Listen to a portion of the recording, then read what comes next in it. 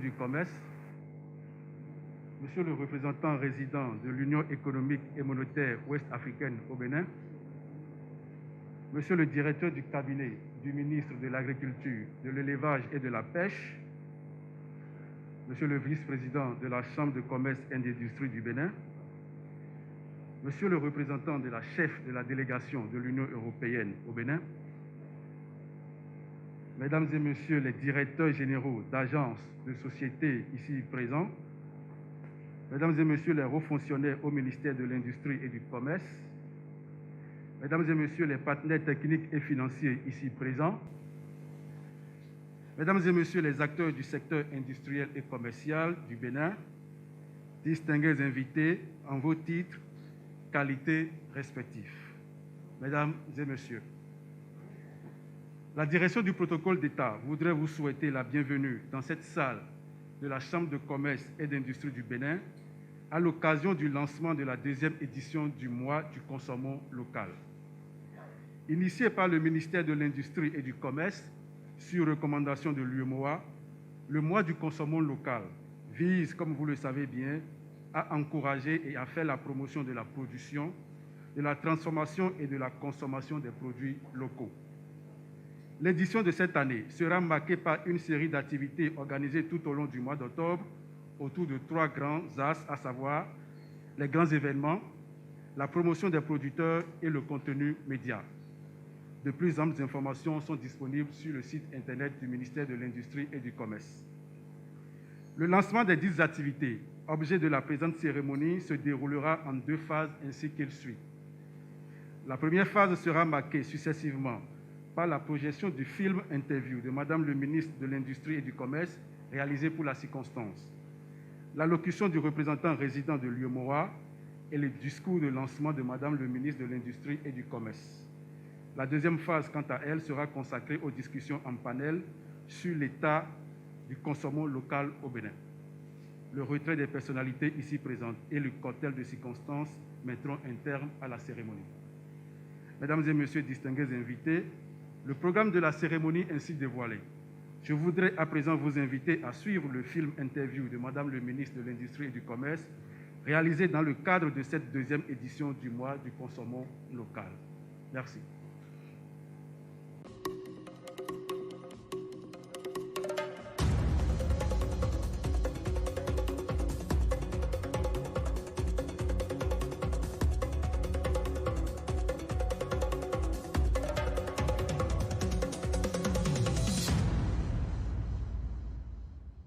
Bonjour à tous, bienvenue si vous nous rejoignez dans cet environnement de rêve qui abrite l'unité de production de Couleur Indigo. Couleur Indigo qui nous a habillés avec l'une de ses plus belles créations. Nous y sommes pour la deuxième édition du mois de consommons local et dans ce cadre, la ministre de l'Industrie et du Commerce a fait le déplacement. Bonjour Madame la ministre. Bonjour Koudous. Avant d'aborder les événements qui vont meubler tout le mois d'octobre, nous allons d'abord jeter le regard dans le rétroviseur pour faire le bilan de la première édition. Que retenir de cette première édition? Il faut retenir, je vais dire, une première édition satisfaisante. Mais avant, il faut rappeler un peu le contexte du mois du consommons local. C'est une initiative des ministres de l'UEMOA en charge du commerce qui, en dépit des efforts consentis donc pour valoriser nos potentialités locales, ne voient pas vraiment nos objectifs. Malgré tout cela, le mode de consommation reste très extraverti dans l'UEMOA. Donc, on a décidé de consacrer le mois d'octobre comme le mois du consommons local pour valoriser et révéler nos potentialités locales. L'année dernière, les conditions de la COVID-19 ne nous ont pas permis de jouir pleinement donc, de notre mois du consommons local. Néanmoins, nous avons pu avoir accès et nous avons pu promouvoir des entreprises locales qui font de la transformation de nos produits locaux.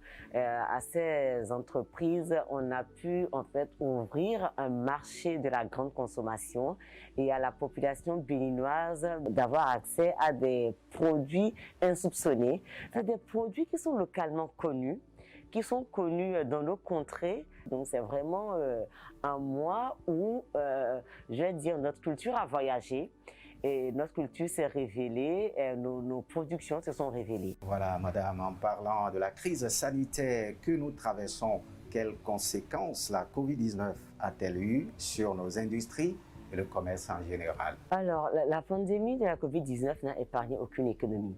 La nôtre non plus. Il faut noter que la plupart des intrants viennent encore de l'étranger.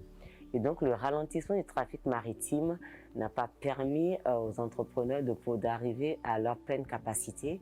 La COVID-19 nous a permis quand même de nous dire qu'est-ce qui est disponible, valorisons ce qui est disponible parce que c'est possible. Il y a un maillon que vous attendez, c'est certainement ces acteurs financiers. Précisez-nous le rôle que ces acteurs financiers doivent jouer dans la réussite de cette initiative.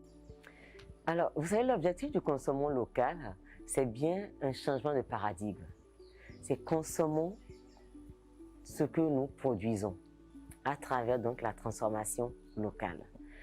Et donc les investisseurs et le secteur financier jouera un rôle très important puisque l'ambition donc que nous avons affichée de changer de paradigme n'est possible si nous arrivons donc à produire à échelle de couvrir nos besoins et même les besoins de l'UEMOA.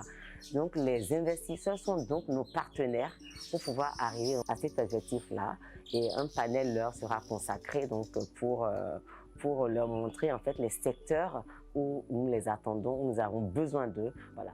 Madame la ministre, l'agriculture qui sera notamment l'un des secteurs vedettes de cette deuxième édition de Consommons local. Qu'en est-il du patrimoine culinaire béninois qui découle justement de cette agriculture?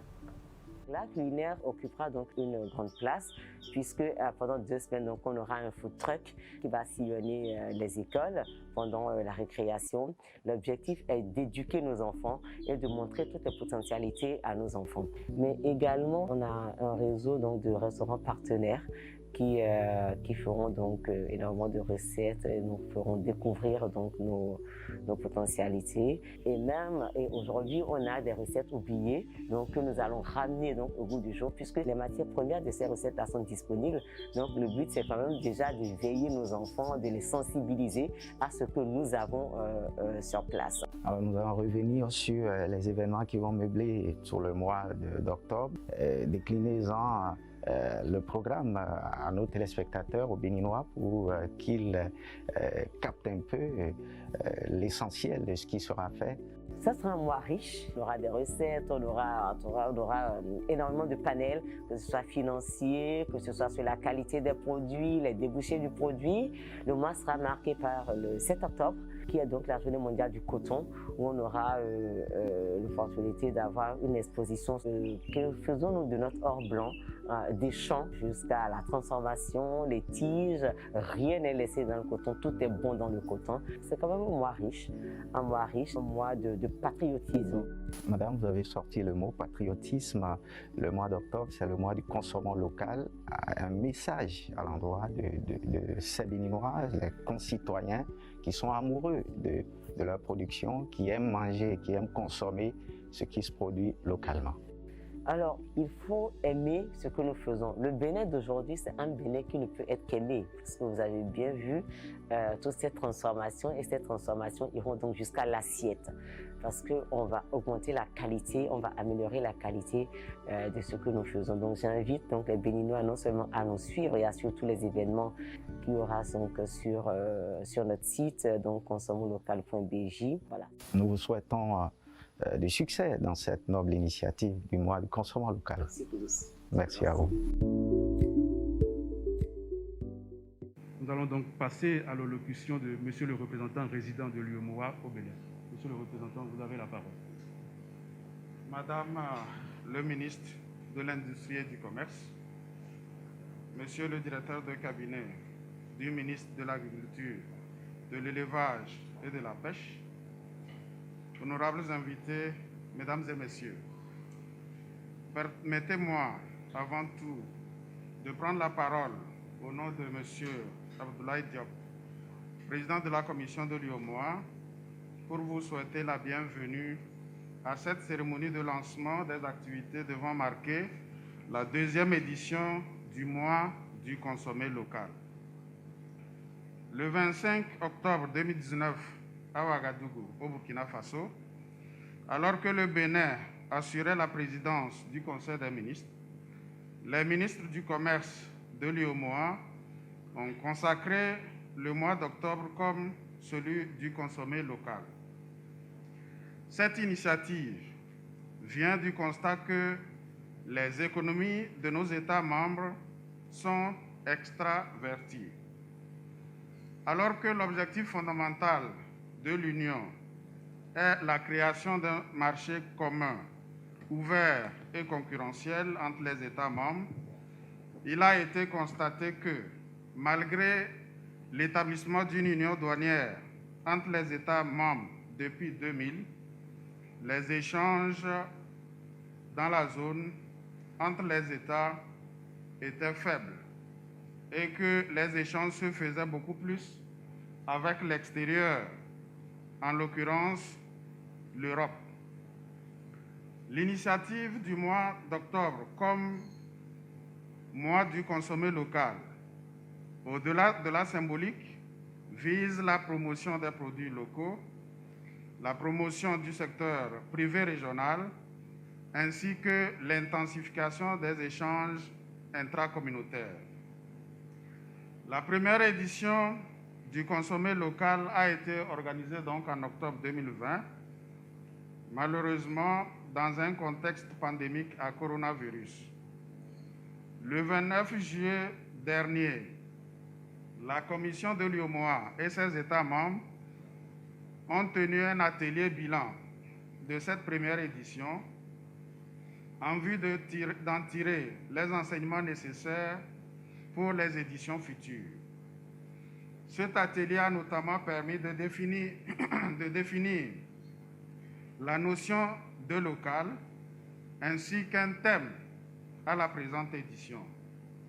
Ainsi, il faut entendre par local les produits originaires de l'UEMOA, notamment les produits du cru, de l'artisanat traditionnel, ainsi que les produits industriels originaires.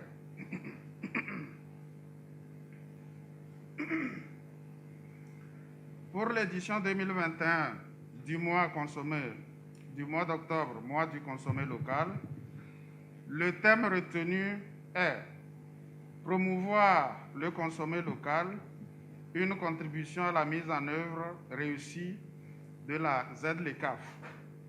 ZLECAf, entendez Zone de libre-échange continentale africaine. C'est le lieu pour moi d'exprimer la reconnaissance de la Commission de l'UEMOA aux autorités du Bénin qui n'ont ménagé aucun effort pour faire de la première édition du consommé local un franc succès sur tous les plans. Je voudrais particulièrement saluer l'implication personnelle de Madame le ministre de l'Industrie et du Commerce dans le succès de cette initiative. Je voudrais également remercier le ministère de l'Agriculture, de l'Élevage et de la Pêche pour sa participation à la présente cérémonie, ainsi que l'implication de ce département dans cette deuxième édition du consommé local. Les produits de son secteur, comme nous venons de les définir, font partie des produits locaux que nous sommes appelés à promouvoir.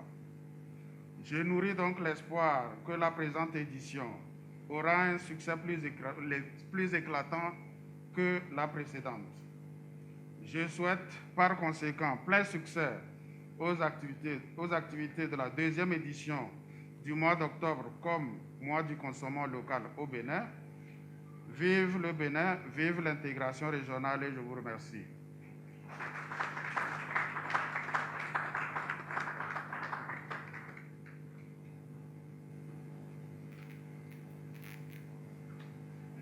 Mesdames et messieurs, distingués invités, j'ai à présent l'honneur d'inviter respectueusement Madame le ministre de l'Industrie et du Commerce à bien vouloir prendre la parole pour procéder au lancement de la deuxième édition du mois du consommant local.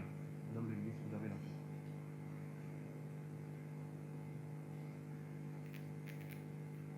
parole. Monsieur le directeur de cabinet du ministère de l'Agriculture, de l'Élevage et de la Pêche, Mesdames et Messieurs les membres des cabinets ministériels, Monsieur le représentant résident de la Commission de l'UEMOA, Monsieur le représentant de l'ambassadrice de l'Union européenne au Bénin, chers partenaires techniques et financiers, Monsieur le vice-président de la Chambre de commerce et de l'industrie du Bénin, Mesdames et Messieurs, tout protocole confondu, vos rangs, grades et qualités, honorables invités, Mesdames et Messieurs, c'est pour moi un réel plaisir de me retrouver à nouveau avec vous dans cette même salle de conférence de la CCIB à l'occasion de la 2e édition du mois du consommons local que nous souhaitons d'ores et déjà un franc succès. L'année dernière, la première édition du mois du consommons local nous a permis d'échanger avec tous les acteurs sur les maux qui minent la promotion des produits locaux et les entraves à la consommation des produits de chez nous. Cette première édition a donc permis d'identifier et d'apprécier le rôle et l'importance que revêt chaque acteur dans la promotion, la production et la consommation des produits locaux. Au cours de la 2e édition qui débute ce jour, 1er octobre 2021, nous poursuivons les échanges sur l'état des lieux de la consommation des produits Made in Bénin, un an après cette belle initiative des ministres du Commerce de l'UEMOA.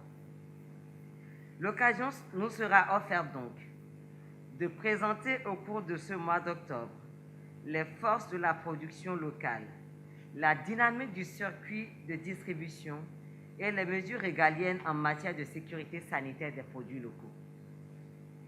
Il sera aussi question à l'occasion de nos échanges du rôle attendu des acteurs financiers dans l'essor du consommons local et les dispositions réglementaires pour amoindrir les risques de leurs investissements. Nous voulons ici mettre en évidence le nécessaire accompagnement financier dont ont besoin les acteurs de l'écosystème de promotion des produits locaux. Mesdames et Messieurs, tout comme 2020, la célébration du mois du consommons local de 2021 sera marquée par des panels de portée scientifique et technique. L'ensemble de ces panels qui seront animés par des sachants nous permettront de mieux appréhender la problématique de consommons local. Cette 2e édition sera marquée par des expositions tournantes dans les supermarchés, des food trucks dans certains établissements d'enseignement secondaire, des expositions d'innovation et des manifestations de dégustation de recettes locales. Tout ceci pour nous inciter à rompre avec les habitudes de consommation extraverties. Il est évident et demeure sans commentaire qu'un seul mois d'octobre ne peut suffire pour promouvoir la consommation de nos produits. Cependant, si nous prenons l'engagement au cours de ce mois de nous tourner résolument vers nos richesses nationales et culturelles, nous découvrirons et nous consommerons durant toute l'année la diversité de nos produits locaux. Ce faisant, le Bénin poserait les bases solides d'un développement endogène dans un environnement régional et international en pleine mutation. Pour tirer meilleur profit de la zone de libre-échange continentale africaine, consommons local. Oui, consommons local, car notre résilience à la COVID-19 et au choc exogène passe inévitablement par notre consommons local. Je m'en voudrais de ne pas affirmer et confirmer ma profonde gratitude, mes reconnaissances et mes remerciements à tous ceux qui ont contribué à l'organisation de la tenue de cet événement. Mes remerciements vont également à l'endroit de nos sponsors qui ont mis les moyens techniques et financiers à cette réussite. Je demeure persuadée que les défis qui nous restent sont encore nombreux, tant au niveau de la production que de la transformation, et ainsi qu'au niveau de la distribution de ces produits.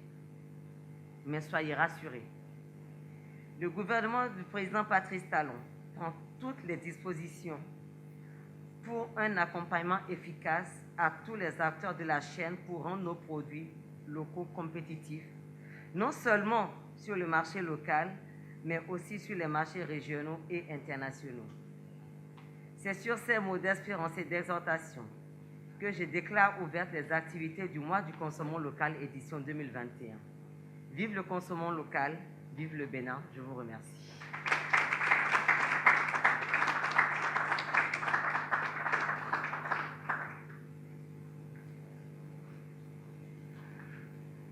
Mesdames et messieurs, distingués invités, nous abordons à présent la deuxième phase de la présente cérémonie consacrée aux discussions en panel. À cet effet, je voudrais inviter M. Ozias Sounouvou, modérateur désigné, à bien vouloir prendre place pour conduire les discussions. Merci. Bonjour à tous. Mes hommages, Madame la ministre de l'Industrie et du Commerce. Bonjour à vous, Monsieur le directeur de cabinet du ministre de l'Agriculture, de l'Élevage et de la Pêche. Cher public, présent ici et en ligne pour suivre ce panel inaugural du mois du consommant local, bonjour à vous et bienvenue à ce panel installé dans la salle de conférence, très bien aguichée et décorée à l'image des produits du consommant local qu'on peut voir sur les ailes de la salle de conférence. Ici à la CCIB, ça fait sens puisque la Chambre de commerce et d'industrie du Bénin incarne les offreurs des biens et services du consommant local. Donc, on est heureux d'être accueillis ici par les responsables de l'institution et au premier rang, le vice-président de la CCIB, Casimir Migan, que je vous prie d'applaudir puisqu'ils marquent leur intérêt à cet événement. Ils y travaillent et juste à la fin de ce panel, vous pourriez goûter justement un cocktail essentiellement 100% label agroalimentaire Bénin. Je salue également la présence dans ce public participatif qui va interagir après les interventions liminaires des deux personnalités institutionnelles ici, à la tribune. Je salue la présence des acteurs professionnels du consommant local. Je parle des entrepreneurs de l'agroalimentaire, mais également des représentants d'organismes associatifs, mais également organisationnels, interétatiques, internationales, mais également des organismes d'appui tels que l'APIEX, dont je salue la présence du responsable, M. Gangues. Bonjour et merci. Merci à vous tous pour votre présence participative. Cher ministre, cher directeur de cabinet, quand on parle de consommant local, cela suppose, pour le consommateur local, que l'offre soit disponible, qu'elle soit attractive, qu'elle aguiche, qu'elle soit bien présentée pour attirer le consommateur, qu'elle lui soit accessible, le consommateur local qu'on veut séduire. Et j'ai une certaine fierté, j'espère que vous la partagez avec moi, à voir les emballages des produits made in Bénin, tels que Bénin, pour être plus francophone, tels que affichés derrière nous, l'huile d'arachide, de coco, de coton, le fonio, le super fonio, le cacao, le riz local et puis le miel, le cajou. Des pépites locales qui représentent bien l'agroalimentaire du Bénin, en tout cas qui représentent le fleuron de ce que les Béninois produisent en termes de label agroalimentaire. Mais est-ce que c'est le cas pour l'essentiel de l'offre agroalimentaire du consommant local? J'ai bien peur que la réponse soit pas assez. Et je crois que c'est pour ça, c'est ce qui fait sens à cette initiative de l'UEMOA portée par le Bénin à travers ce mois du consommant local. Donc, à travers ce panel, Madame la ministre de l'Industrie et du Commerce va partager avec le directeur de cabinet du ministre de l'Agriculture, de l'Élevage et de la Pêche, que le ministre empêché à dépêcher ici, ce que constitue l'offre agroalimentaire, depuis les champs jusqu'à nos tables, à nos assiettes. Et ensuite, les mécanismes d'appui stratégique de la puissance publique à travers le ministère que dirige avec brio Madame Sadia Alimatou Assouman. Je voudrais commencer ce panel par titiller un peu le directeur de cabinet du ministre de l'Agriculture, de l'Élevage et de la Pêche par une question un peu provocante.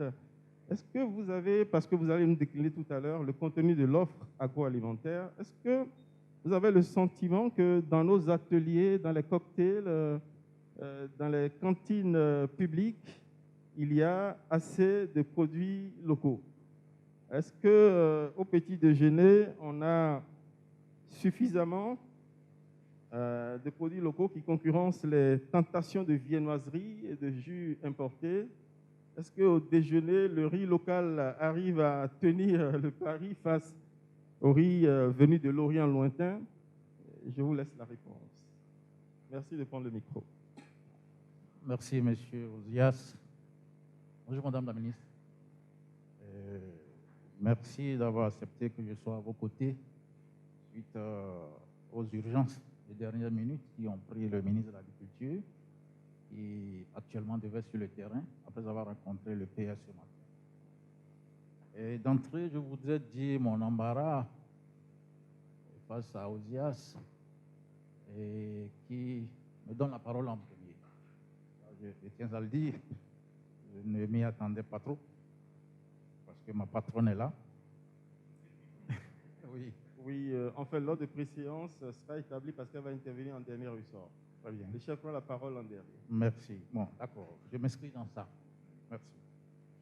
Alors, avant de répondre à votre question, je voudrais faire, disons, caricaturer la situation. Quand on parle de local, d'abord, avant d'arriver ici, je me suis interrogé quelles sont les frontières du local.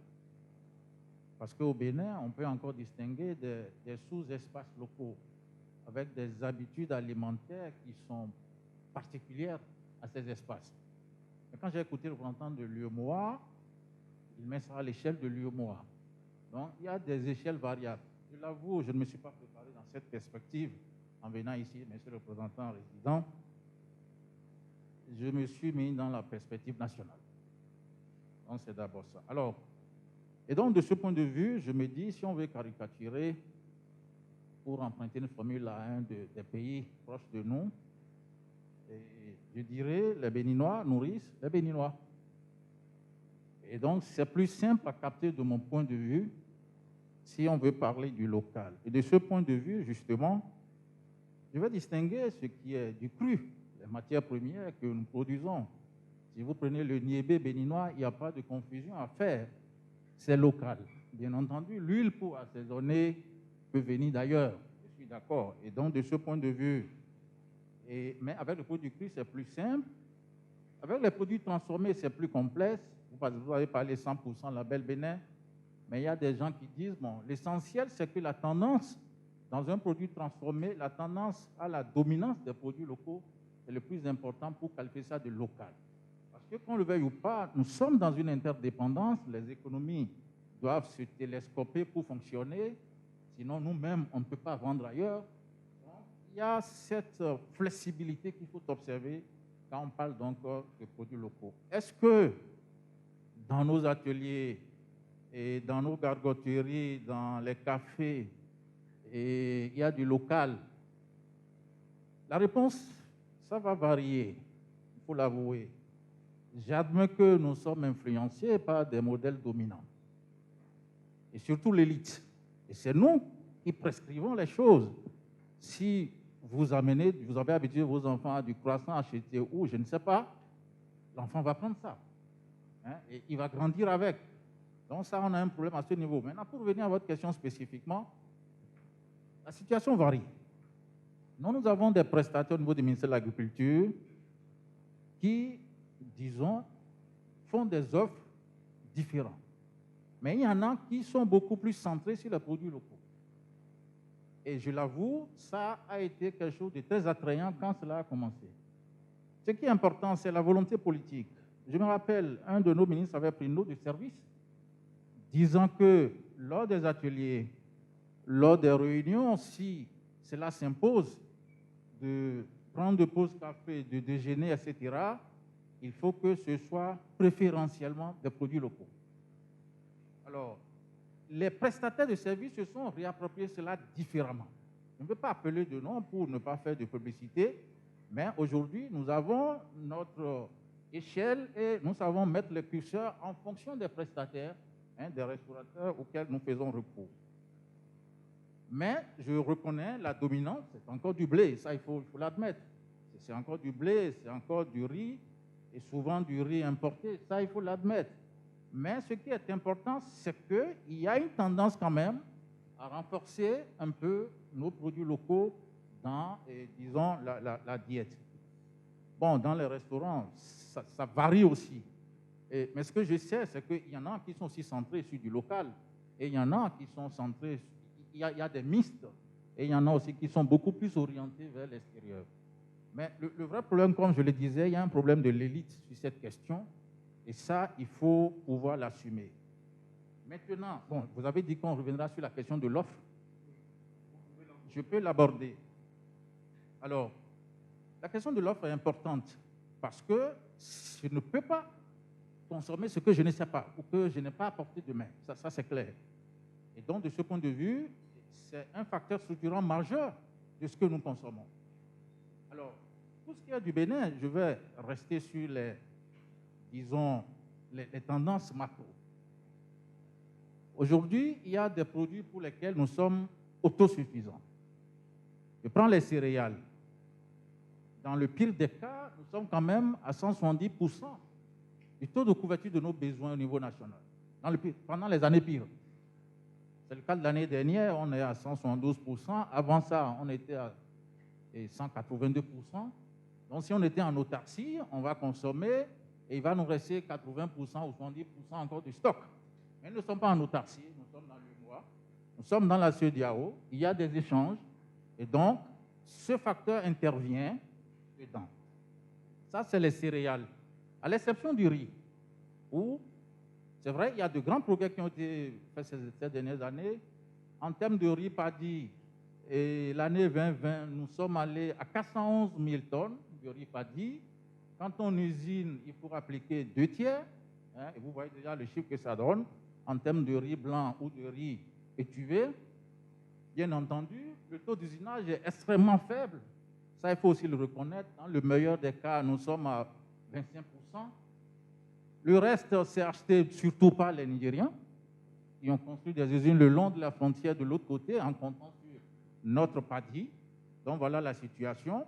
Donc, une bonne partie du riz produit au Bénin va de l'autre côté. Les 25% qui sont usinés, je ne peux pas garantir que tout est consommé vraiment avec joie, mais il faut reconnaître qu'il y a de la qualité de plus en plus. Hein. Il y a des labels qui se développent, qui challenge les produits qui sont importés, donc je parle du riz.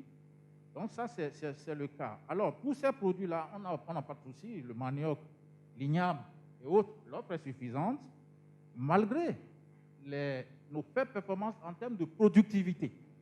Hein? On prend le maïs, le rendement est faible, mais nous en avons suffisamment pour nourrir le pays. Alors, sur l'autre catégorie, on a des défis énormes à relever. C'est par exemple, comment dirais-je, le poisson. Madame la ministre, la position nationale couvre 44% de nos besoins.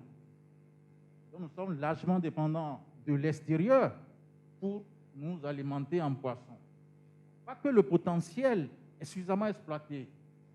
Quand on prend la mer, nos pêcheurs ne vont pas au-delà de 3000 miles en fonction des équipements qu'ils ont, des risques qu'ils courent à dépasser ce niveau. Il y a une zone relativement poissonneuse et peu exploitée de 2000 miles, donc ça passe de 3000 à 5000 miles, qui contient des espèces nobles, même si ce n'est pas à la portée du moyen, mais où le stock est important et où on peut, par an, puiser au moins jusqu'à 150 000 tonnes. Ce qui aurait réduit significativement, bien sûr, le déficit que nous avons. Mais ce poisson-là, ce n'est pas le poisson que n'importe qui peut consommer parce que le prix au kilo est plus élevé. Mais c'est déjà important si on parvient à le faire parce qu'au moins les restaurants, les hôtels et les gens qui ont des moyens et qui parfois importent du poisson de l'extérieur vont rentrer dans ce lot pour consommer. Nous avons des problèmes au niveau de la viande, au niveau du lait, c'est pire, au niveau des œufs, voilà des problèmes que nous avons et forcément nous sommes dépendants de l'extérieur. Bien sûr, au-delà de ça, il y a la question de la compétitivité qui se pose. Et ça, il faut le dire parce que les produits qui sont là, et parfois, malgré que l'offre est insuffisante, c'est plus cher que l'équivalent extérieur. Même si ce n'est pas forcément la même qualité, rassurez-vous, quand vous prenez le tilapia produit au Bénin et comparé à ce qu'on importe, ce n'est pas la même qualité organoleptique. Mais le prix, c'est presque le double. Alors, le Béninois moyen, l'homme modeste, ne va pas se permettre le luxe de sortir 3 000 francs pour payer 1 kilo de tilapia, alors qu'il y a une autre proposition alternative à côté qui est à peine à 1 500, même si le goût n'y est pas, lui n'a pas le choix. Il va consommer de l'importé. On dira qu'il n'a pas consommé le local. Donc voilà un certain nombre d'éléments dont il faut tenir compte. Les mêmes remarques peuvent être faites sur l'huile. Donc voilà, en termes d'offres, la situation actuelle que nous avons au Bénin, et donc il faut travailler surtout à relever là où on a des déficits. Ensuite, rendre ça attractif, vous l'avez dit, et c'est à la fois la qualité organoleptique, c'est le prix, mais c'est aussi la proximité avec le consommateur. Et donc les questions de voie, de marché sont tout aussi importantes. Voilà un certain nombre d'éléments que je voudrais souligner. Et je reviens pour dire l'élite a une très grande stabilité sur cette question. Je vous remercie. Merci beaucoup. Merci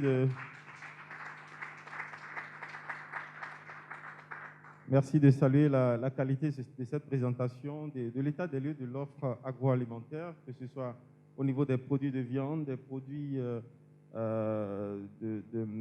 la production végétale et de la production piscicole. Madame la ministre, face à ce tableau, l'intervention stratégique de l'État est interpellée et vous y travaillez. Merci de partager avec nous justement les mécanismes d'appui auxquels vous travaillez pour aider, sinon à l'amélioration de l'offre, c'est ce dont s'occupe le ministère de l'Agriculture, mais tout au moins à la commercialisation de ce qui est déjà proposé, à une meilleure commercialisation. Merci, M. Sounouvou. Merci à tous d'être là. Alors, la commercialisation est beaucoup plus simple quand il y a de la disponibilité. Et la commercialisation est d'autant plus simple quand il y a la disponibilité de qualité. Elle est encore plus simple quand il y a les infrastructures de distribution. Quand on est en déficit, je vais dire, de production et d'infrastructures, elle se complique un peu, mais elle ne nous empêche pas de ne ménager aucun effort pour pouvoir résorber cette situation. Je vais commencer par la viande, par le frais. Je vais commencer par le frais. Le frais est très cher, c'est vrai, en consommant local. Le frais est très cher à cause d'un déficit.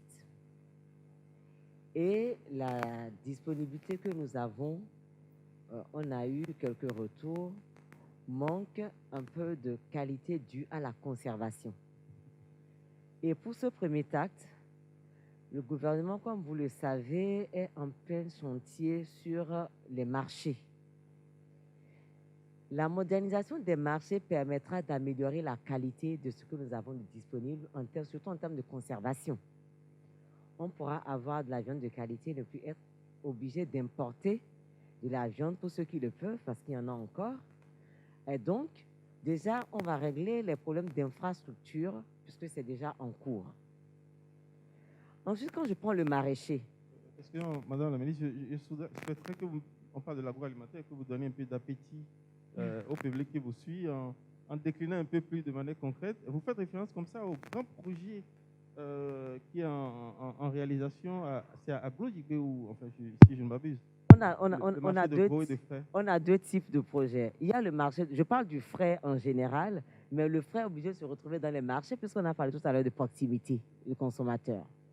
On aura le marché de gros, c'est vrai, mais il y a également tous ces marchés urbains qui mettront à côté des consommateurs leurs produits. Mais il faut que les marchés soient modernes pour pouvoir conserver la valeur nutritive des produits que nous avons. Donc, comme je dis, ce qui est déjà disponible doit être distribué dans de bonnes conditions. C'est ça la commercialisation et c'est ça qui rendra les produits attractifs. Tout à l'heure, nous reviendrons sur le packaging et comment nous pouvons les accompagner, puisque vous en avez parlé. Maintenant, je parle des produits maraîchers. Les produits maraîchers sont saisonniers en Afrique.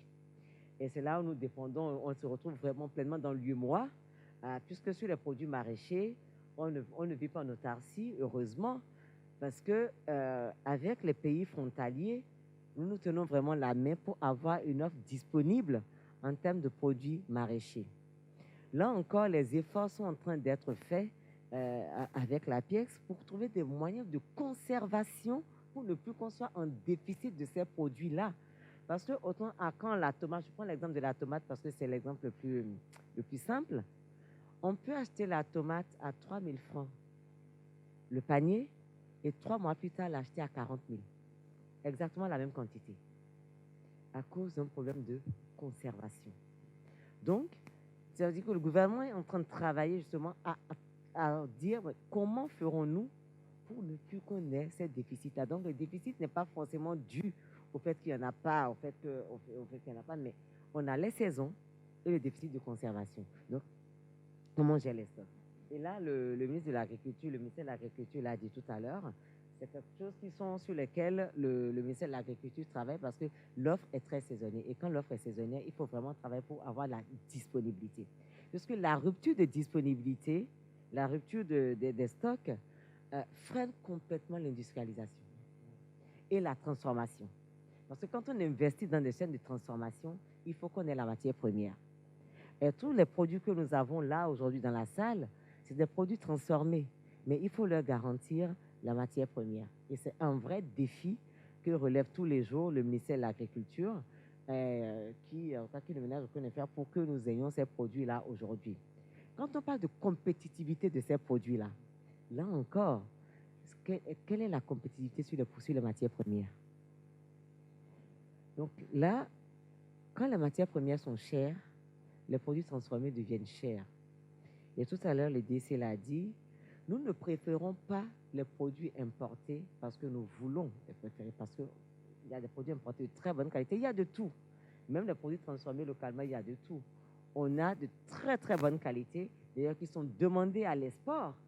Et on a également des produits de qualité moindre qui sont consommés localement. Mais la qualité moindre ne veut pas dire impropre à la consommation. Parce que ça, c'est très important. Il faut bien faire la différence entre la qualité moindre et la qualité qui met la santé publique en danger. Ce n'est pas du tout le cas. Donc, les problèmes d'offres que nous avons, c'est à tous les niveaux. On ne peut pas dire que, même quand l'offre est suffisante, mais elle n'est pas suffisante sur toute l'année. On a assisté tous sans tabou ici à l'augmentation et à la rareté des denrées de première nécessité. Cela est dû aux saisons, à la maîtrise de l'eau. Là encore, l'agriculture a fait de très, très grands efforts parce qu'il y a quelques années, on ne pouvait même pas parler du mois du consommation local. Quand on s'est retrouvé à Ouagadougou pour en décider, on s'est dit, est-ce que c'est possible? Si nous voulons encourager la consommation locale, est-ce que l'offre locale existe? Donc, ce n'est pas un sujet nouveau, mais on l'a remis sur le tapis. On a dit, on y va en 2019 parce qu'on s'est tous dit, oui, c'est possible parce qu'on commence à avoir la disponibilité des produits que nous avons à transformer. Ce n'était pas possible il y a 10 ans. On l'a dit tout à l'heure pour le riz. Il n'y avait pas de riz local il y a 10 ans, comme ça en sachet que nous pouvons trouver partout dans les supermarchés. Aujourd'hui, c'est le cas. Donc, des progrès sont faits, les progrès sont en cours. Et si nous avons aujourd'hui ces produits transformés, c'est bien parce qu'il y a des appuis du gouvernement, des mécanismes d'appui à ces produits-là, à la transformation de ces produits-là. Nous avons des grands projets justement pour pouvoir accompagner nos transformateurs, nos promoteurs à améliorer la qualité de leurs produits. Et ça passe par l'accompagnement technique, ça va à l'accompagnement même du choix des produits, des matières premières. Donc, il y a tout un processus qui est en cours avec la PIEX. Nous travaillons dessus déjà depuis quelques mois pour que demain, l'année prochaine, on aura déjà des produits qui seront mieux packagés, parce que vous parlez d'attractivité. Oui, l'attractivité n'est pas neutre. Parce que parfois, on va vers des produits attractifs juste à cause du package, pas forcément à cause du contenu. Et il y a d'autres produits de meilleur contenu qui ne sont pas attractifs à cause du package. Donc, le gouvernement amènera tous ces appuis-là pour vraiment rendre le consommation local évident. C'est ça notre challenge, rendre le consommation local évident. Et c'est en cours. Merci beaucoup. Un banc à Madame la Ministre. On va reprendre dans un instant sur des questions beaucoup plus pointues en termes de levier, mécanisme d'appui. Par exemple, la question des quotas dans les circuits de distribution aux produits réservés aux produits locaux. La question de la commande publique incitative pour la commercialisation des produits locaux, mais également la question des appuis fiscaux tarifaires à la porte. On va revenir, mais comme cette fois-ci, on a voulu vraiment une participation très active, j'allais prendre le risque de dire massive du public qui est représenté par des professionnels, des acteurs de terrain et dont on sollicite également le regard, mais la contribution. Donc, nous sommes à un instant où on va passer la parole au public. Et je voudrais annoncer que pour le public, consigne Covid oblige, qui nous suit et qui va intervenir de manière virtuelle, il y a le numéro WhatsApp suivant du mois du consommant local que je vais indiquer, le 94, le 95, 0013, je répète, le 94, le 95, 0013, par lequel les internautes qui nous suivent peuvent intervenir, faire indiquer leur contribution et poser leurs questions. Je voudrais déjà d'entrée faire réagir le vice-président de la Chambre de commerce et d'industrie. Il est au premier rang, chère hôtesse, merci de venir. Il est très bien habillé, du cru local, avec un joli gobi bleu que je voudrais bien lui ravir. Merci beaucoup, Monsieur Casimir Migan. Le directeur de cabinet du ministre de l'Agriculture a présenté un tableau global de l'offre des produits locaux et du déficit de couverture dans plein de segments de cette offre-là.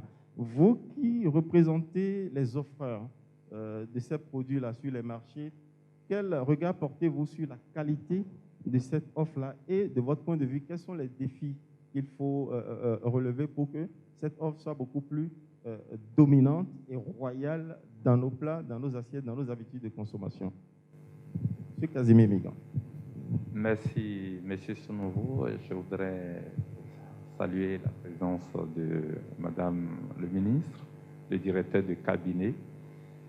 Et nous sommes très heureux d'abriter ce lancement dans nos locaux. D'ailleurs, aujourd'hui, c'est une priorité pour nous, le consommant local, Made in Benin, et nous y travaillons beaucoup. Et c'est d'ailleurs pour cette raison que j'apprécie la réaction du directeur de cabinet, parce que nous constatons réellement sur le terrain que pour y atteindre, il faut réellement des produits de qualité. Et la Chambre de commerce a mis en place une plateforme qualité qui permet de travailler avec tous ces entrepreneurs et voir dans quelle mesure les accompagner et voir et amener à ce que nos pays et nos produits soient compétitifs et que soient acceptés d'abord sur le plan national et que nous puissions également les importer et les exporter. Et nous avons, il y a plusieurs programmes qui se retrouvent dans le plan stratégique de la Chambre de commerce au nom de ces actions. Hier, nous avions lancé l'accompagnement de 100 entreprises et réellement pour la mise en consommation sur le marché.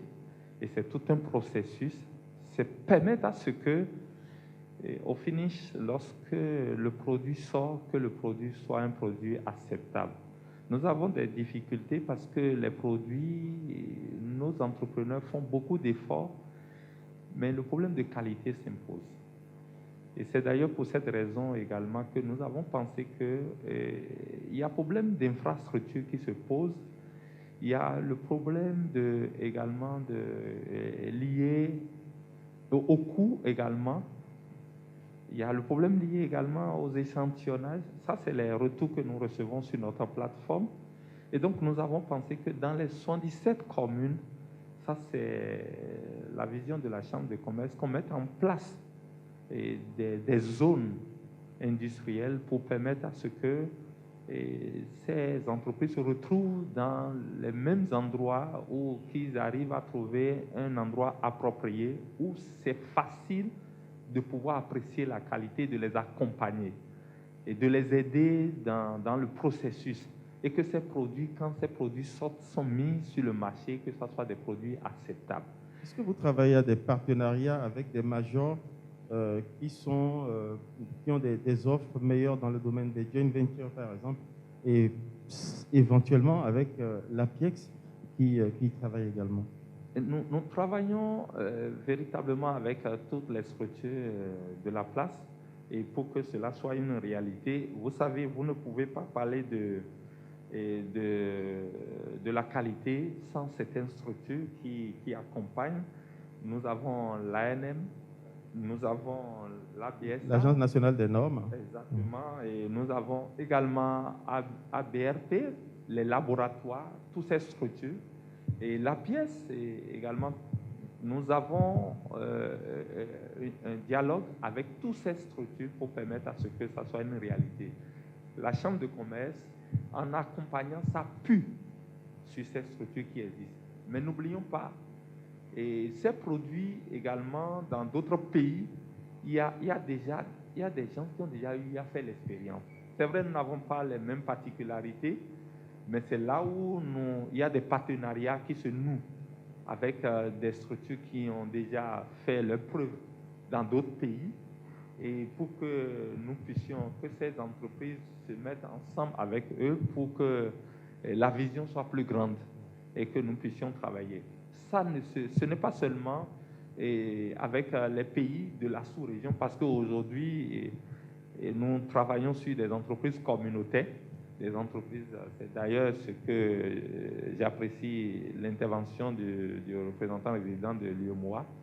Mais en dehors de l'UEMOA, nous allons au niveau de la CEDEAO et hors de la CEDEAO, même en Afrique, et en Afrique du Nord comme en Afrique du Sud, il y a des expériences qu'on pourrait partager et qu'on pourrait également les implémenter, les adapter à notre réalité.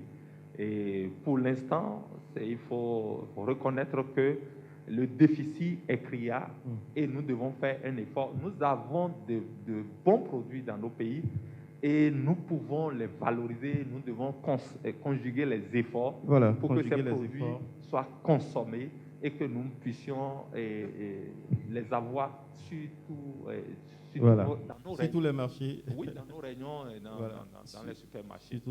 Merci de m'avoir passé la transition, conjuguer les efforts, justement. Vous avez évoqué un certain nombre d'acteurs partenaires de vos efforts, de votre prise de participation à l'amélioration du consommation local. Oui, je vois le patron de l'ANPME, l'Agence nationale de promotion des petites et moyennes entreprises. Juste après, lui, à la même hauteur, sur la rangée gauche, je vais prendre le représentant de l'ANM qui travaille aux certifications des produits. Merci de prendre la parole. Merci beaucoup, Monsieur Sonovou. Merci, Madame le ministre et le DC du cabinet du ministère de l'Agriculture pour cette brillante présentation. Et je voudrais d'abord commencer par une note de satisfaction. Je ne sais pas si vous avez bien remarqué, mais Madame le ministre est habillée avec le tissu local. Et ça, c'est en droite ligne avec ce mois du consommation local. Bravo pour m'avoir ravi mon devoir d'élégance. Non, je me suis permis ça parce que je n'ai pas entendu ça depuis. Et dans la salle, beaucoup sont également habillés. Non, ça vaut un applaudissement. Voilà, merci. Applaudissements. Merci. Donc, merci, Osias. Et je voudrais rappeler aussi qu'au niveau de l'Agence nationale des petites et moyennes entreprises, il y a un travail qui se fait. Il faut dire au départ, le ministère du Commerce et le ministère actuel des petites et moyennes entreprises étaient ensemble et formaient le MICA. Donc, un certain nombre d'initiatives avaient été démarrées à ce niveau déjà en 2017, où on a pu se focaliser sur les entreprises du secteur agroalimentaire. Donc, l'ANPME a conduit un certain nombre d'activités dans ce cadre. Aujourd'hui, on a un répertoire au plan national de ces entreprises du secteur agroalimentaire qui transforment d'une manière ou d'une autre. Dans toutes les communes, nous avions ciblé les potentialités locales et on les a mis en parallèle avec les différents produits que ces entreprises font. On a plus de 2000 entreprises du secteur agroalimentaire. Je ne vous dis pas si elles sont toutes formelles. Je peux dire que moins de 10% sont formelles. Mais elles transforment nos produits locaux. La qualité et la quantité, donc la productivité, sont à améliorer. Mais il y a un travail qui se fait déjà. Alors, on a essayé de voir un peu les problèmes que ça rencontre. J'en ai parlé de la qualité, les équipements, la disponibilité de la matière première, un certain nombre de choses. Et la crise du Covid a beaucoup plus agi sur ces entreprises du secteur agroalimentaire par les petites enquêtes que nous avions eu à faire. Mais d'ores et déjà, on peut dire qu'il y a une offre qui existe, une offre qu'on peut améliorer. Et si on y travaille, et je crois que le gouvernement y travaille, comme Madame le ministre l'a si bien présenté, de grands projets sont en place pour densifier les équipements, améliorer les capacités de ces... Vous n'allez pas parler à la place du gouvernement. Dites ce que la NPME fait pour accompagner ces entreprises agricoles. D'accord. Ce que la NPME fait est très simple. J'ai dit, nous avions posé des diagnostics. On a des plans de renforcement par grappe de ces entreprises. Je prends à tout hasard les transformateurs, par exemple, de fruits en jus ou en différents produits. Ce que nous avions fait, c'est de visiter le process. Comment ça se passe? Il y a un certain nombre de critères de choc qui permettent d'avoir des produits de bonne qualité organoleptique. Et en partenariat avec l'université, l'APSA, l'ANM, on essaie quand même de voir dans quelle mesure un certain nombre de paramètres clés sont respectés. Donc les formations sont conduites pour un certain... Il faut dire, le spectre d'impact n'est pas aussi large en fonction de nos ressources. Sinon, je peux dire qu'on parcourt un certain nombre de fruits qui ont des problèmes spécifiques qu'on reverse à l'université pour que la recherche nous dise exactement pourquoi tel problème perdu. Donc, il y a ce mouvement de va-et-vient que nous faisons entre l'université et l'ANPME et ses entreprises. Alors, une chose que nous avions fait aussi, c'est de faire la promotion d'un certain nombre de produits en utilisant tout le package de communication qui existe dans la place. On a utilisé les radios, faire beaucoup de produits de promotion. C'était en 2017-2018. Et l'impact a été, nos entreprises ne sont pas dimensionnées pour répondre à la quantité demandée. Parce qu'on a fait, c'est bon, les gens ont commencé à s'intéresser, mais en face, on n'a pas eu des entreprises pouvant fournir la quantité demandée. Okay. Je prends l'exemple d'une entreprise de Fonio, qui est dans la Takora, qui a eu des partenariats au Canada. Elle n'a pas les équipements pour pouvoir satisfaire. Ça, c'est même très loin. Déjà au Bénin, ici, on peut dire qu'on n'arrive pas à satisfaire un certain nombre de choses. Mais il faut dire que ça a eu une grande portée sur ces entreprises. Et nous, ce que nous faisons, c'est de voir tous ceux qui sont dans le parterre de l'écosystème PME et les mettre en contact avec ces entreprises. Je prends à tout hasard l'exemple de l'Union des graphistes du Bénin, qui font le packaging, le design, les étiquettes jolies. Pour travailler sur l'attractivité de ces produits. La présentation du produit, c'est la première partie, comme Madame le ministre l'a souligné. Quand le produit est attractif, on l'achète d'abord. Donc, avec l'union des designers... La tentation est forte d'y aller et de découvrir après ce qu'il y a derrière. Voilà. Donc, avec ça, on a pu réussir à commencer à refaire un certain nombre de produits que nous répertorions dans ce que nous avions appelé l'agenda des PME, où il y a une centaine de produits béninois, où vous avez votre semainier, tout en prenant des notes. Vous avez un lot de... C'est comme les pages vertes, les pages jaunes en France. On fait la promotion de ces produits dans un agenda, tout en prenant note. Vous pouvez voir les différents produits. Vous aussi, vous avez besoin de beaucoup communiquer pour faire savoir aux autres startups qui viennent dans cet univers ce que vous faites, ce que vous avez comme solution d'accompagnement. Vous travaillez également avec Sens Bénin qui fait un sacré travail de marketing. Tout à fait. Nous participons aux activités de Sens. On va les interroger, ils sont là. D'accord. Merci beaucoup pour votre contribution. Merci, M. Sono. On va entendre l'ANM sur les démarches de certification des produits pour rassurer le consommateur sur la qualité des produits qu'on lui offre. Merci de vous présenter et de nous dire ce que vous faites au niveau de votre agence. Monsieur Degbe Joseph Gabin, directeur général de l'ANM. Je remercie Madame le ministre de l'Industrie et du Commerce, ma patronne, le représentant, le directeur de cabinet du ministre de l'Agriculture, de l'Élevage et de la Pêche, et toutes les autorités ici présentes. Je les remercie. Je ne vous arrête pas, mais je profite pour tous ceux qui vont prendre la parole par la suite. Considérer que par ma voix, on fait déjà les civilités pour gagner du temps. Oui. Est-ce qu'on veut réaliser le tour de force de réunir? Merci beaucoup, M. Ozias. Donc, par rapport aux produits locaux, j'ai deux choses à dire. Je prends pour mieux la préoccupation de mon prédécesseur parce que les produits locaux ont besoin de l'emballage, du design, ce qui attire. D'accord? Mais il y a la qualité intrinsèque du produit à l'intérieur des emballages. Lorsque le consommateur doit choisir entre le produit local et le produit importé, il doit savoir est-ce que ce que je consomme ne me rend pas malade. C'est de ça qu'il s'agit surtout parce que, Madame le ministre l'avait dit tantôt, pour certains produits, l'emballage est attrayant, mais à l'intérieur, c'est de n'importe quoi. Et pour d'autres, le produit à l'intérieur est très beau, mais l'emballage ne vous attire pas. Donc, l'ANM est là pour aider, contribuer à améliorer la qualité intrinsèque du produit pour que ce dernier n'affecte pas la santé du consommateur. En les aidant, en les formant sur les bonnes pratiques d'hygiène, les bonnes pratiques de fabrication, le système HACCP et autres outils qu'on met à disposition des entreprises pour leur permettre de fournir des produits compétitifs à ce qui est importé. C'est de ça qu'il s'agit parce qu'il y a des comportements que nous devrions, les producteurs doivent adopter. Il y a le milieu de production qui doit être assaini. Il y a des technologies, même si on travaille dans l'artisanat, on peut travailler dans l'artisanat et sortir un produit de très bonne qualité. Est-ce que vos services sont très coûteux? Est-ce que c'est assez accessible aux entrepreneurs de l'agroalimentaire qui viennent solliciter vos certifications pour assurer le consommateur final? Du tout pas. Au niveau de l'ANM, dites-nous.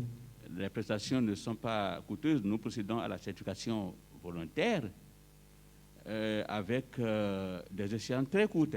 Si quelqu'un demande la certification volontaire de son produit, en une semaine, on finit, parce que le produit passe par des étapes d'analyse au laboratoire, et puis les résultats d'analyse sont soumis à des pôles d'experts qui apprécient les résultats d'analyse par rapport au référentiel, c'est-à-dire par rapport aux normes, et proposent ces produits à la certification. Et nous, on dérive de certificat. Je veux produire du jus et mettre le jus issu du marché, le jus d'ananas. Ça va me coûter combien la certification? Au plus 60 000. 60 000. Au plus, avec les frais d'analyse au laboratoire.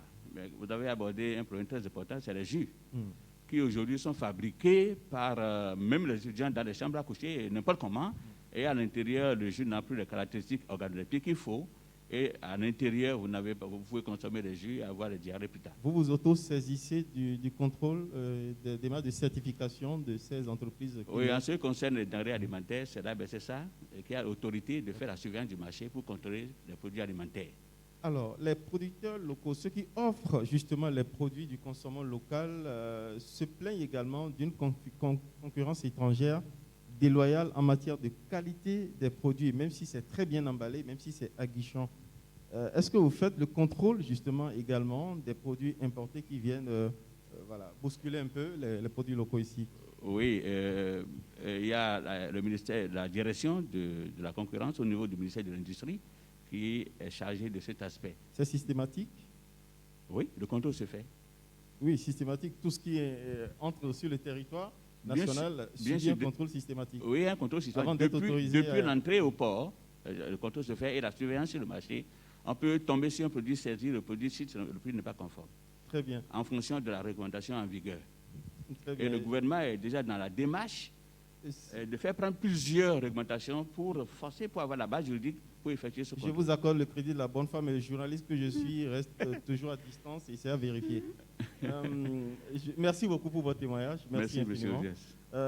On va entendre le directeur général de l'ANAPI, l'Agence nationale pour la protection intellectuelle, mais juste avant, il y a un responsable d'appui financier au PME qui veut intervenir. Merci de lui passer le micro. Oui, merci beaucoup, M. Sounouvou. Mon nom, c'est Dorothée Gounon. Je suis le directeur général du Centre de promotion et d'encadrement des petites et moyennes entreprises, mais également le secrétaire permanent du Fonds national de garantie et d'assistance aux petites et moyennes entreprises. D'entrée de jeu, je voudrais saluer cette initiative qui est à sa 2e édition. Consommons local, c'est une très bonne chose. Mais le réel problème qui se pose, les prédécesseurs l'ont souligné, c'est la question de compétitivité sur le plan prix, qualité, disponibilité. Pour que le producteur, les offreurs, qui sont les PME, pour la plupart, répondent à cette préoccupation, elles sont également confrontées à des difficultés. Je pense qu'il conviendrait de les saluer. C'est de véritables battants, parce que j'en connais qui ont commencé à produire des jus depuis les années 90, ça fait 30 ans déjà, et bien avant. Ils sont encore là. Elles sont encore là malgré la crise du Covid. Ils sont à saluer, mais pour qu'ils répondent aux préoccupations de compétitivité, ces entrepreneurs ont besoin d'un accompagnement. L'État fait déjà quelque chose, mais ce n'est pas encore suffisant.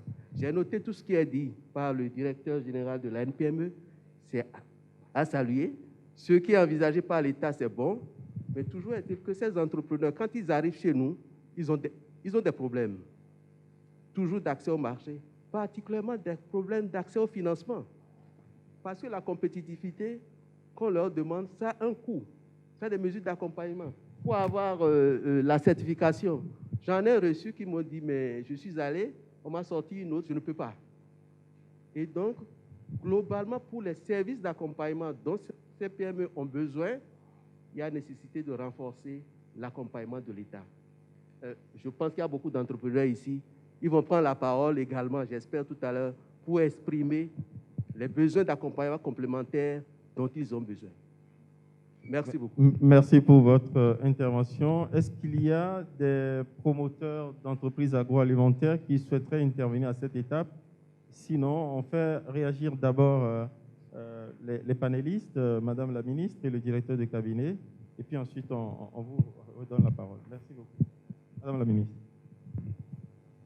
Merci. J'ai bien entendu et bien compris un peu les préoccupations des uns des autres et les apports qu'il y a. Je vais commencer par la compétitivité. Tout le monde veut être propriétaire de son outil de production. Ça a un coût. Pour avoir un outil de production de jus aux normes, plus personne ne fait du jus dans un outil en métal ou en acier. C'est encore le cas ici au Bénin. La plupart des moules ou des moulins sont encore en acier. Et normalement, ça doit être interdit, banni. Donc, un outil de production en inox qui est recommandé a un coût. Et chacun veut avoir un outil de production en inox. Vous ne pouvez pas être compétitif. C'est une réalité. Donc, nous travaillons déjà, donc, de toute façon, vous verrez ça dans les prochains jours, quand on va dévoiler le prochain PAG. Il y a des initiatives qui sont en cours pour permettre justement à ces producteurs de jus d'avoir des plateformes de production. Tout le monde ne peut pas être producteur. Il y a déjà il faut changer de paradigme de production et de paradigme d'entrepreneuriat. Ce n'est pas possible d'avoir déjà des plateformes dans 77 communes. Ce n'est pas possible. On ne pourra pas être compétitif. Chacun ne peut pas être entrepreneur dans 77 communes. Premièrement. Deuxièmement, quand on accompagne, quand on dit qu'on fait des allers-retours avec l'université, dans les pays modernes, dans les pays plus développés, il y a des centres dont c'est le rôle, c'est-à-dire de mettre au point des produits. Quand on a des idées, d'ailleurs, Best, je crois, Sens, un peu dans cette optique, dans cette dynamique-là, c'est d'accompagner à mettre d'abord le produit pilote au point avant de passer à la phase de développement. Donc, on n'a pas souvent la patience ou en tout cas la méthodologie de faire des produits pilotes avant de passer à la phase de développement. Donc, vraiment, l'entrepreneuriat, il faut vraiment saluer, c'est vrai, ceux qui sont dans l'entrepreneuriat, mais il y a toute une éducation qu'on doit revoir également encore sur la façon d'entreprendre. Entreprendre ne veut pas dire que je possède forcément tous mes produits. Non. Il y a différentes façons d'entreprendre. Même une distribution de produits de qualité, c'est déjà une entreprise. Donc, il faut déjà qu'on puisse mettre au point des produits de qualité pour pouvoir être compétitif. Parce que la compétitivité, c'est vraiment déjà comment je construis mon entreprise. Et amortir les biens d'équipement. Donc, quand on n'a pas mis tout cela au point, et donc, je dis que dans son 17 communes, ça va être très difficile. Et les PME, on devient PME à partir de quand? Donc, mettre en place, prendre tous les produits des PME, les mettre en place. Déjà, quand les produits se ressemblent, quand je prends le jus d'ananas, tout le monde fait des jus d'ananas. Normalement, ce n'est pas tous les jus d'ananas qui peuvent être. Tout le monde ne peut pas faire des jus d'ananas. On fait de l'agroalimentaire. Il faut qu'on ait des centres de mise au point de ces produits agroalimentaires. On ne peut pas accompagner toutes les entreprises à mettre au point leurs produits alimentaires. Il faut qu'on cible, et c'est ce travail que nous sommes en train de faire, et avec l'agriculture et avec la PIEX, pour pouvoir en fait dire, bon, nous mettons en place aujourd'hui des cahiers des charges, ou des cahiers en tout cas de gestion, pour mettre au point des entreprises compétitives et surtout des produits de qualité compétitifs. Madame la ministre, j'avais lancé comme ça la question, ce n'est peut-être pas revenu à mes yeux, je vous la pose. En matière de politique incitative pour la compétitivité, est-ce que le soutien de l'État à l'importation d'équipements, donc à la bonification des tarifs pour faciliter l'accès aux équipements de transformation, est-ce que ce n'est pas également un levier sur lequel il faut agir? Si les équipements de transformation sont coûteux, au départ, ça va jouer sur la politique tarifaire. Alors, mais ça existe déjà. Avec la pièce, on a des demandes de code des investissements tous les jours. Cela existe déjà. Mais une fois de plus, comme je dis, on va demander des investissements, mais pour amortir à quelle échelle? C'est pour ça que je parlais de tout à l'heure. Tout le monde veut être propriétaire de son outil de production. Ce n'est pas possible. On ne peut pas amortir. Donc, ce n'est pas tout. On parle d'investissement, on n'a pas assez, mais vous n'êtes pas sur le bon produit. Et la politique de quotas, la commande publique? Vous savez, moi, j'ai un bureau, par exemple, que j'ai commandé ici qui a moisi. Oui. J'ai commandé, moi, mon bureau, c'est un prestataire en bois qui a moisi. Donc, vous généralisez? Donc, je dis, non, c'est pour dire que ce n'est pas parce qu'on n'a pas envie de commander chez nous. Ce n'est pas l'envie qui nous manque. Donc, on ne revient pas de plus au travail du bois. Ce n'est pas l'envie qui nous manque, c'est la qualité qu'on n'a pas encore. Mais effectivement, c'est parce que nous commandons que nous les interpellons sur la qualité pour qu'ils puissent améliorer. Si nous ne consommons pas, nous ne pouvons pas les inciter à améliorer. Donc, la commande publique, elle est là. Nous commandons très souvent d'ailleurs. C'est pour ça que nous les accompagnons, nous les invitons, échangeons avec eux pour savoir qu'est-ce qui ne va pas, comment on fait pour les accompagner, pour avoir des produits, même après, exportables. Donc, la commande publique, au contraire, je crois que tous les... C'est un état d'esprit au niveau du gouvernement. Je pense que la plupart commandent sur place. De toute façon, avec le Covid, je vous dis que ça a été très vite. Nous n'avons pas eu le choix que de commander localement. Après, notre challenge, à nous tous, c'est qu'il faut que nous puissions être satisfaits de nos commandes. Et ce n'est pas encore le cas, mais on espère que d'ici quelques années, ça va être de 100% parce qu'on sera fiers de ce qu'on sera satisfait de ce que nous commandons. Merci beaucoup à vous pour ces éléments de réponse. C'est heureux que la commande publique soit incitative, surtout par rapport à ceux qui font bien, pour une montée en puissance des autres qui veulent venir. On va rapidement, pour boucler le panel, demander au directeur de cabinet du ministre de l'Agriculture, de l'Élevage et de la Pêche par rapport aux questions de disponibilité. Vous l'avez abordé dans votre... le chef de l'État a annoncé dans son discours d'investiture des investissements massifs pour doper la production, l'offre de production. Qu'est-ce qui s'annonce concrètement? Il y a aussi une mécanisation qui est annoncée. Merci beaucoup, Monsieur Ozias. Merci, Madame la Ministre, pour les éléments complémentaires que je prends à mon compte. J'apprends beaucoup. Alors, peut-être avant de répondre à ça, il faut mettre l'accent sur l'une des faiblesses de nos systèmes de production. L'offre est atomisée, disons-le très clairement, et c'est difficile de définir un cahier de charge, de le coordonner facilement quand l'offre est atomisée et il y a les coûts d'approche aussi qui rentrent dedans. Tout ça là affecte question donc de la compétitivité. Deuxième élément, et donc en soi, ça constitue une barrière à l'entrée à ceux qui voudraient bien se mettre dans la transformation et avoir accès à la matière première de qualité et en quantité suffisante.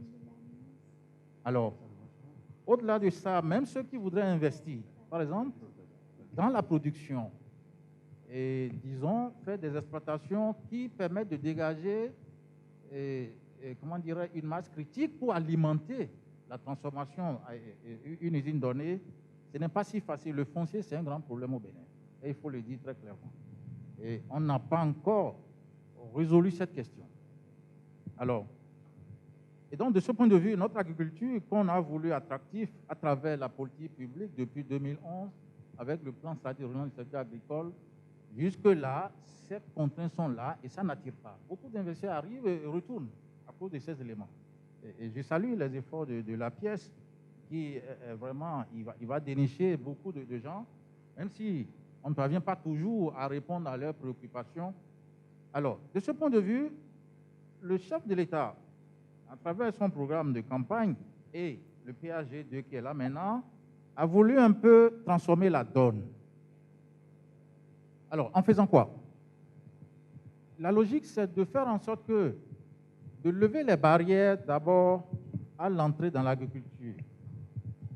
Et ces barrières, il y a de deux ordres. Il y a l'aspect foncier, il y a les investissements de départ. Donc, réaliser les investissements structurants de façon à ce que vous, qui n'avez pas forcément les moyens de démarrage pour entrer dans une activité agricole, vous puissiez y entrer. Et ça, c'est à la portée du citoyen lambda, des organisations de producteurs, des investisseurs privés qui le veulent bien, c'est ça. Donc, ce programme-là est très ambitieux, mais qui est surtout centré sur les plantations, dont les cultures pérennes, et quelques cultures, et disons que je dirais vivrières et commerciales. Ce programme-là, c'est ça qu'on a appelé le programme national de développement des plantations et grandes cultures. Et là, l'idée pour le gouvernement, c'est d'abord de sécuriser le foncier, de l'aménager, de planter au besoin et de mettre ces plantations en concession avec un système d'accompagnement. Mais là, ce n'est pas de 10 hectares à 20 hectares, mais c'est de grandes superficies, de grandes exploitations qui peuvent produire de la matière première suivant des normes données pour rendre disponible la matière première pour les agro-industriels. Parce que n'oublions pas, le plan national de développement de notre pays suggère d'appuyer le levier de transformation pour booster l'économie et créer plus d'intégration entre l'agriculture, disons le secteur primaire, je veux dire, et les deux autres secteurs, le tertiaire et le secondaire. C'est cet agenda-là qui est là, et là, c'est plus de 650 000 hectares qui devraient être aménagés à terme par rapport à ce programme. Concrètement, il y a des opérations qui ont déjà démarré. Par exemple, sur la question du riz, les études sont maintenant lancées pour que, sur 12 000 hectares d'aménagement, d'autres vont suivre. Et cette logique-là, c'est de faire en sorte que même pour nos projets qui ont des volets investissement et qui, souvent, une fois lancés, perdent 2 à 3 ans même à faire des études avant de lancer les travaux, nous voulons maintenant réaliser des études techniques un peu partout, disposer de DAO pour que quand un projet est lancé, quand une entreprise veut s'investir, que ces études-là soient versées et qu'on puisse gagner du temps. Ça, c'est une action majeure qui est en train d'être là. Alors, sur les filières en question, c'est d'abord l'ANACAD qui tient la vedette. Et là, en plus de l'agenda actuel, l'idée, c'est d'ajouter 500 autres 1000 hectares de noix de cajou. Mais l'idée n'est pas d'exporter les noix de cajou brutes, comme c'est le cas aujourd'hui, mais c'est surtout d'avoir des investisseurs ici qui transforment sur place. Et ça, c'est des gens qui sont réputés, ils ont les réputations, ils ont les marchés. Donc, pour qu'ils puissent avoir assez de la matière, transformer sur place, créer de l'emploi, exporter, mais aussi développer d'autres chaînes de valeur. Quand vous prenez l'ANACAD, par exemple, la coque transformée donne un produit, et même ce produit est plus important même que l'ANACAD en termes de valeur. Donc voilà un certain nombre d'éléments qui sont envisagés par rapport à ça. Il y a d'autres cultures auxquelles nous ne sommes pas habitués, telles que l'EVA, le KENAF, pour lesquelles les gens ont de l'intérêt, le cacao pour lequel il y a un privé qui a déjà de l'intérêt pour ça, dont l'État veut aider ces acteurs à lever les contraintes et donc à aller plus loin. Voilà les quelques éléments que j'ai voulu donc faire. Alors, sur la question de l'accès au financement, c'est important, c'est un problème, ça il faut le dire. Et reconnaissons-le aussi, quand souvent on met en place des lignes de garantie, souvent ça crée une certaine attitude au niveau de certains qui en profitent pour ne plus rembourser. En tout cas, ils ne font pas assez d'efforts, sachant qu'il y a une garantie qui est là. C'est un problème. Là, de ce point de vue, je crois que tout le monde doit faire un effort pour aller dans le bon sens en changeant de comportement et en faisant peu de mauvaise foi, de bonne foi. Alors, sur ce point-là, la transformation, quand on prend le Fonds national de développement agricole, l'État a décidé que si vous êtes dans la transformation, vous aurez des crédits à taux zéro. Bien entendu, il y a quelques réglages qui doivent être faits pour lever toutes les contraintes. Nous savons que notre partenariat avec les banques et les SFD, il y a quelques points sur lesquels ça grippe, mais c'est en train d'être levé. Et là, il y a une opportunité réelle par rapport à ça. Nous avons 2 instruments, tels que le PACOFID, le DG à pièce est là. Il y a un volet qui est géré par PACOFID, où il y a de ces facilités-là pour les entreprises, pour, s'ils veulent s'investir, bien sûr, dans les filières qui sont les nôtres, c'est l'anacal, c'est l'ananas, mais bientôt ce sera aussi bien le riz, le cacao, le soja et quoi, il y a une 6e filière qui me manque. Voilà un certain nombre de possibilités qui existent pour que les gens puissent aller plus loin. Voilà ce que je pouvais dire. Merci beaucoup à vous, monsieur le directeur de cabinet. Un panel est dédié à la question du financement. Ce panel aura lieu avec les acteurs financiers. Et en dehors de ce panel, il y a également un panel consacré à la transformation. Ce sera le 15 octobre, un panel dédié au coton, culture d'exportation, fleuron de notre agriculture. Ce sera le 7 octobre prochain. C'est la fin de ce panel, de ce rendez-vous inaugural du mois du consommation local. Je dis à nouveau merci à Madame la Ministre. Merci de nous avoir décliné le programme de toutes les attractions. Le food truck, c'est ça qui m'intéresse moi. Je vais les guetter à l'école de mes enfants pour en profiter également, redécouvrir le cru local. Ce n'était pas prévu, hein, Madame la Ministre, mais je suis difficile à discipliner sur ce plan-là. Il faut que je provoque toujours.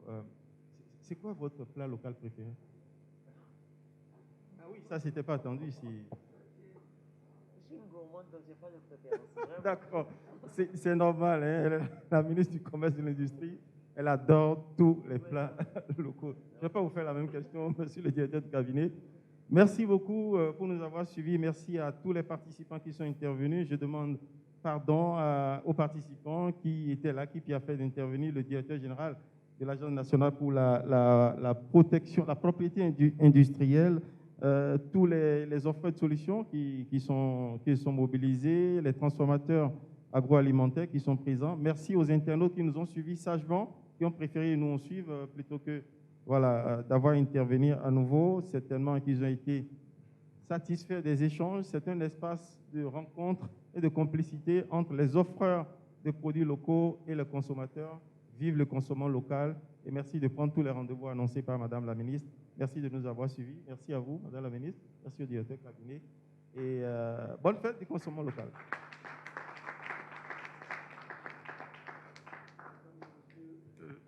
Distingués invités, nous sommes arrivés au terme de la présente cérémonie que le protocole d'État vous remercie d'avoir honoré de votre présence. Je voudrais rappeler à votre bienveillante attention qu'il est prévu à la fin un cocktail. Les agents du protocole d'État vous y conduiront. À présent, je voudrais vous prier de bien